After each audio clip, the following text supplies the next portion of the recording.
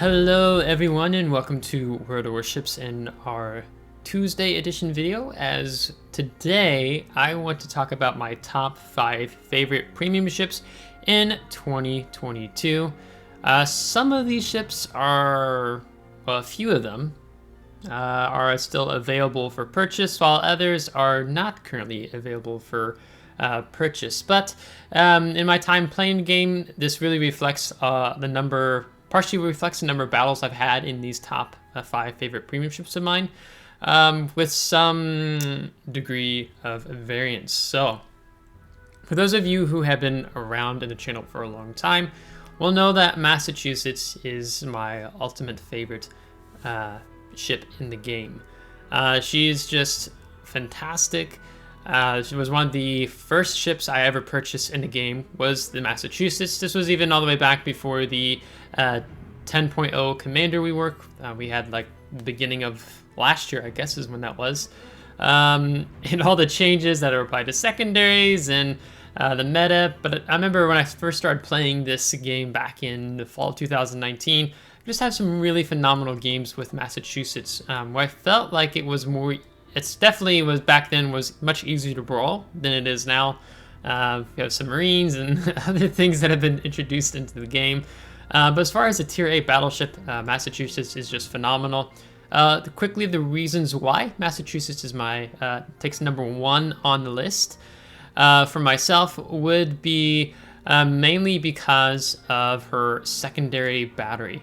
She has these amazing 127mm batteries that have actually improved accuracy. They have really good firing range when you have it fully equipped to 11.3 kilometers. So you can get in close and really cause some damage to enemy ships, especially destroyers. I remember when I first started playing Massachusetts, the secondaries back then, you didn't have the build up to the negative 60% dispersion of your shells. You got it instantly. You locked on a target and your secondaries only fired from one side of your ship, but you had negative 60% accuracy at the beginning. Now it's the negative 10%, and then you have to build the other negative 50% up over the course of what's like 45 seconds or something like that. The other reason why Massachusetts to me is just really strong is notably because of her repair party. Her reload time with the full build I have is 38 seconds, so standard would be the 40 seconds if you don't go with the build. It's basically just the November Foxtrot. So you're able to dish out a lot of damage, but you can also have these repair parties, making you a rather frustrating target for the enemy team to focus out since you don't have that minute 20 heal. Massachusetts is also kind of known to be rather hard to citadel. I speak from experience even when I'm shooting against enemy Massachusetts, not even while playing the Massachusetts, but she has a rather trollish citadel that's just seems really hard to hit. Part of that is because it is waterline, maybe just right beneath waterline. So it's really difficult for enemy battleships, and when you feel like you should get citadels on Massachusetts, sometimes you just don't. It just has this trollish armor scheme. So I think I have over 400 battles played alone with the Massachusetts, and I think she'll may be available in the Black Friday sale coming again soon. So if you don't have her and you kind of tired of playing the high tier of tier 10, maybe you don't get bottom tiered in tier 8 Massachusetts versus tier 10s Ohio's as an example, but Massachusetts at tier 8 is really strong, and she definitely dominates when top tier against tier 6s. The other ship that is, I would put number 2 on the list would be the USS Kidd.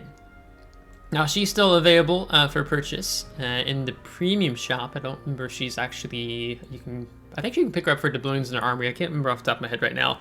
And you guys have seen me have a recent video on the Kidd, and Kidd is another tier 8 American ship. This is also part of my personal bias when I make this my top 5 favorite premium ships of 2022.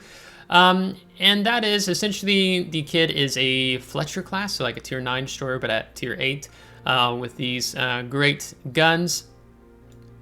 She only gets one torpedo rack, but what her really strong suit is actually her AA defense. It's really strong, and I can probably just try to see the AA rating here. AA defense of 65, and that is even before you perhaps pop the defensive AA fire consumable. So you can be, you're very difficult, a pain in the side for tier 8 CVs, and you dominate tier 6 CVs. Against tier 10 CVs, it's a different story. But she's very strong in the AA defense category, and I like shooting down planes because carriers are my least favorite ship type in the game. The other strong characteristic that a lot of tier 8 destroyers do not have is her repair party. So you can see with the India Delta combat signal, I can heal back plus 117 HP per second. So I have gotten my fair shares of dreadnoughts here with the kid because of that ability to heal back damage taken.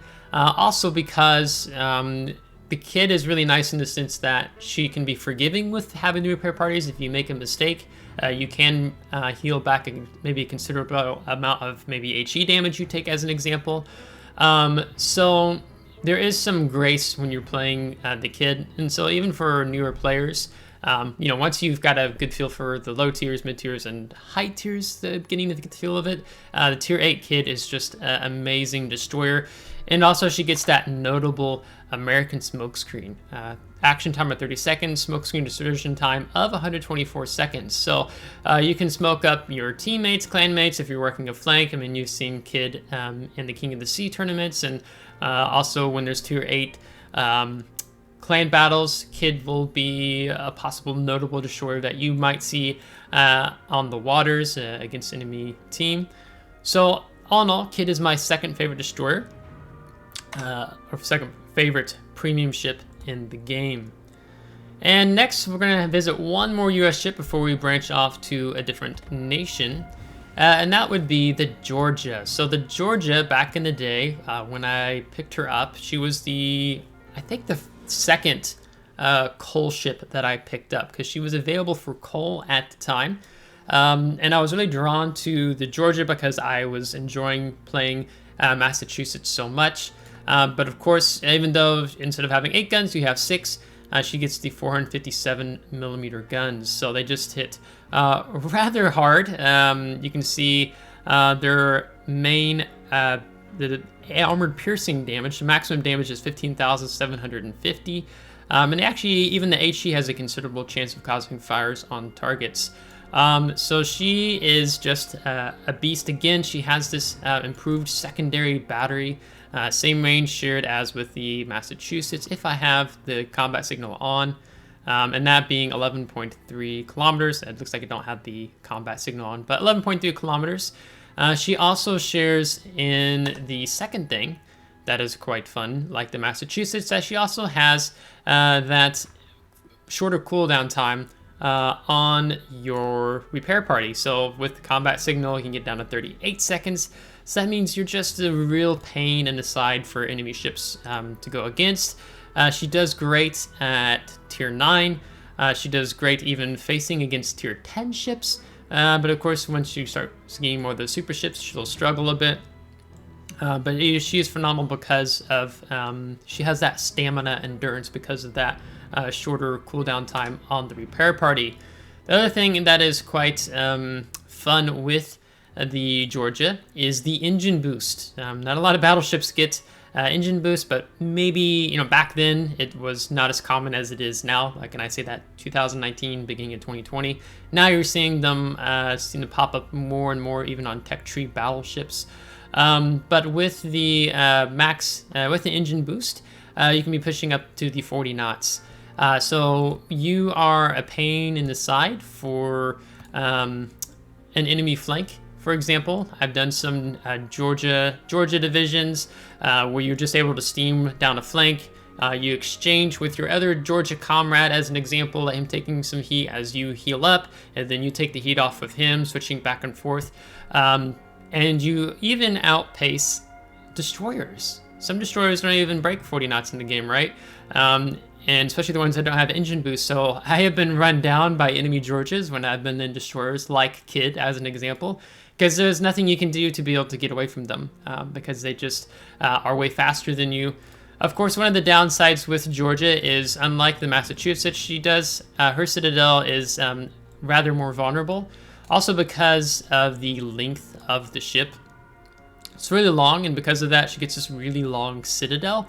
And she has a rather large turning radius.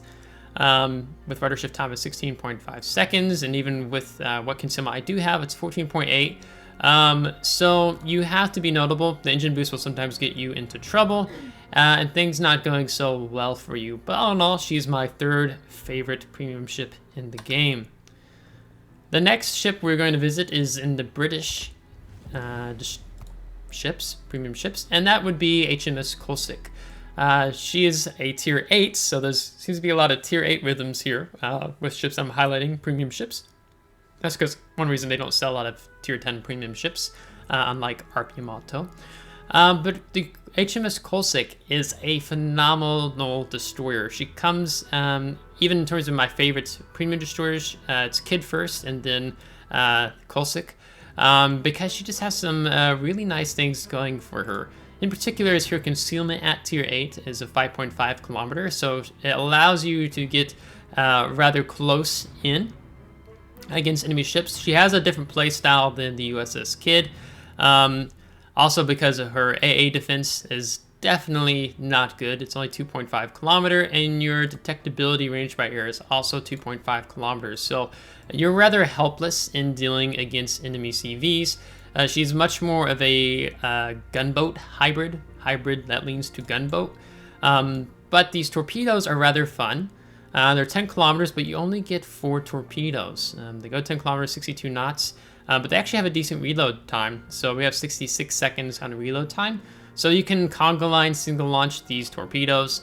And so she can even be effective quite well in the competitive meta, like tier 8 clan battles. I've even seen the HMS Colsic a lot during some of the King of the Sea tournaments when they were doing them at tier 8. And so you saw a lot of action from the Colsic then. Also a Black Friday ship, so I think there'll be chances to maybe even pick her up again this coming Black Friday sale. You just have to see. Other things to make mention of with the ship is, of course, in particular, is the artillery. She gets 8 guns and 4 turrets. They have a reload time of 5 seconds, maximum range 11.9 kilometers, and a 9% chance of causing fires. So if you find yourself against enemy destroyers, you can do rather well. You don't have the most survivability in terms of the hit points in the world, and you don't get a repair party. But two of the things that make the Colsic strong is, one is she gets those short burst smoke generators. And so you can see with my build, I have 7. So one of the things that's really powerful with the Colsic is that you can decide and pick your engagement. So if you run into engagement with an enemy destroyer you don't like, you simply smoke up, you disengage. Of course, if there's enemy radar cruisers around, that's something you have to be mindful of before you get too close in against the enemy team. But this short burst smoke generator allows for a lot of great things. Your dispersion time is 40 seconds, and your reload time is 66.5 seconds. So just less than 30 seconds later, your next smoke is up and available. The other thing that is really great about the Colsic is her short-range hydroacoustic search. Detection of torpedoes 3 kilometers, detection of ships 3 kilometers, and with the build I have going, the action time is 198 seconds. So you can have this long-lasting hydroacoustic search while you're running around. It works really well for screening for your friendly cruisers, battleships, even destroyers. But also, because your smoke fire penalty, I don't know if we can actually see it here, you have a brief window. If you pick up a destroyer in a smoke screen and you're being mindful of your smoke fire penalty, which is less than 3 kilometers, you can actually shoot at destroyers in smoke screens without being detected by that smoke fire penalty. So it really works well, especially when you're trying to be this cap contester, take the objectives. Colsic is really strong, in my opinion, in that category. And the fifth, last but not least, we have to go to the Russian ships, and that would be the Lenin. I I believe it was back in, you might correct me in the comments if I'm wrong, I think it was 9.4. They removed linen from being available for doubloons out of the army. Maybe it was also for sale in the premium shop, I don't remember. And I decided that, you know what, I think I want to pick up this ship before they take it out of the game. And it was a great decision, and I have just really enjoyed the linen for several reasons. One is, as you can see, I have Nikolai Kuznetsov on it, and of course he was just recently nerfed. He doesn't have that longer lasting heal with his talents, but it's really strong, and you'd also see linen a lot in the competitive meta, whether it be clan battles or King of the Sea tournaments.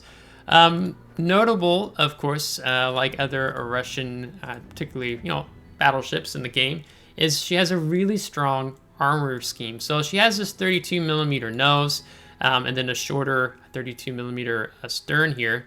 But you can tank a lot in this ship.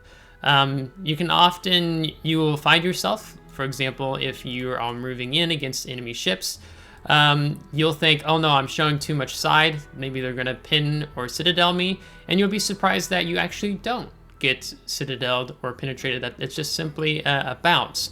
So linen is really strong, and she's impressed me for several reasons in that category. You have this turret is actually a 360-degree turning traverse turret, so that is really helpful. If you have, a destroyer or someone who's running up alongside you, you have a little bit more flexibility with this turret, perhaps, where these two, they have to turn, the whole 270 to come all the way about. So her armor scheme is just phenomenal here with the linen. Of course, if she does get caught out broadside, you can actually see the citadel is just above waterline. And so you can get wrecked. I have been chosen poor times sometimes to disengage, showing broadside, and just get crushed. So she's very strong bow in, which is one of the reasons why you have these 3 turrets in the front. The third turret doesn't have the best firing angle, so sometimes you might be getting your 2 turrets off, wait for the enemy battleship to fire, and then you show a little bit more side to get that third turret off. But she is really strong armor, really bow in.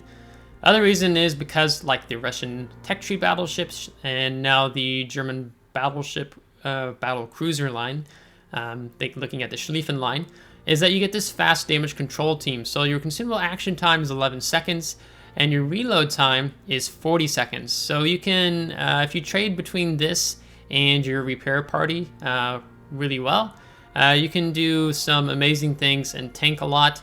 And especially with a lot of the HE meta in the game, there'll be often a lot of times where ships are targeting you, and like destroyers, and shoot this, and they just don't pin you up here. Like, they might get more pins off, of course, on your stern or your bow.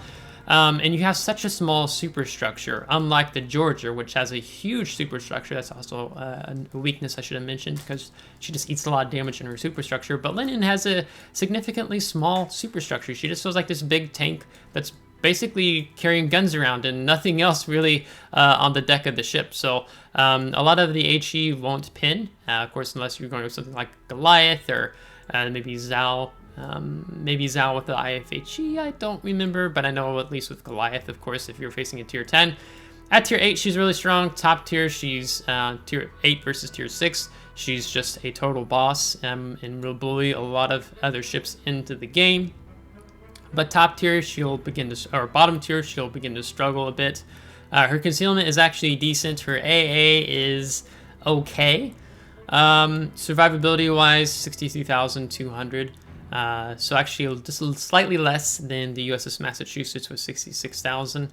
But Linen is one of the reasons why I like this ship so much. She has this different play style. She's this tanky battleship role than a lot of the other battleships that I've played in the game thus far at this point in time. So I don't know if Linen will ever become available for sale again. I'm sure Wargaming will, because it's a profit for them to re-release these ships they take out of the game, despite the reasoning they give at that certain time. So I'm sure Linen will be back in the game again. So when she does come back, this is a ship I would encourage picking up. Of course, when it comes to spending money on the game, it's totally your decision. whether or not you decide to do that, as I hardly spend any money in this game these days, maybe just once or twice a year if I'm trying to pick up some additional things with the birthday coupon. So that is my list of tier 5, my top 5 favorite premium ships in the game. And let me know what your top 5 favorite premium ships are in the game. I'll probably try to do this list once every year. Things may change as newer ships get introduced in the game, so on and so forth. But Massachusetts has remained on the top as my favorite premium ship in the game. And in the Black Friday sale, it's Massachusetts B or Massachusetts Black. And I really like the B versions of the ships. I know some people don't. But the black version is really strong, cool looking, even with the chrome. I would say that's around the turrets of the gun. So I would consider picking her up, but she's not quite as strong as she used to be just because of more of the submarines and other things in the game. But back in the day, boy, like I took Massachusetts out a lot. She was my money maker, as probably a good portion of you know that I'm usually be constantly broke because I'm always grinding new tech tree lines. So if you liked today's video, give it a thumbs up. If you did not, give it a thumbs down. Subscribe if you do want to see more. If you are subscribed, thanks so much. I really appreciate it. And we'll catch you next time. Take care.